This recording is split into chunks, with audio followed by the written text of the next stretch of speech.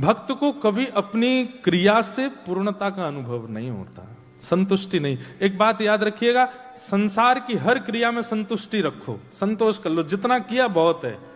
और भजन में सदैव असंतुष्ट रहो, चाहे जितने श्रृंगार कर लो ठाकुर जी का, सब आगे कह जा, अरे तुम्हारे ठाकुर जी तो बहुत ही बढ़िया लग रहे हैं, अभी कमी रहे, कुछ तो रह गया, अभी और बढ़िया कर सकता था। ये और बढ़िया कर सकता था, ये भाव जितने दिन आपका भक्ति में बना रहेगा, भक्ति उतनी चरम स्थिति को प्राप्त होती रहेगी। जिस दिन आप संतुष्ट हो गए अपने भाव से, उसी दिन भक्ति गिरने लगेगी, घटने लगेगी। और एक बात और कह दूं,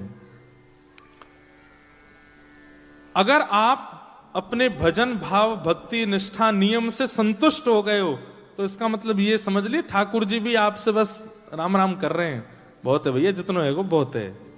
कई बार ऐसा होता है ना कि किसी के यहाँ का आप भोजन करने जाओ, अब सब्जी वब्जी नहीं लगी बढ़िया, तो दूसरी रोटी बस दो ही खाता हूं मैं, बस बहुत है।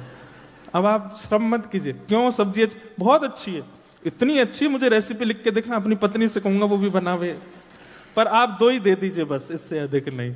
अब बच्चा करना पड़ता है ना, तो आपको भी लग जाता है, अच्छा लगा बेचारे को, लेकिन क्या करें, दो ही खाता है बस। फिर बाहर निकल के रेस्टोरेंट से फिर कुछ मंगाएगा, यार भूख लग रही है, अधूरा छोड़ के आया हूं, उसको बुरा ना लगे इसलिए बोल के आया कि पूरा। ऐसे ही ठाकुर जी करते हैं। फिर आपको जब संतुष्टि का अनुभव होने लग जाए, तो ये समझ जाइए ठाकुर जी वही वाली हरकत कर रहे हैं, बस बहुत है, इतने में ही खुश हूं मैं, तुम इतना ही रहने दो। लेकिन आपको नित्य अपनी सेवा में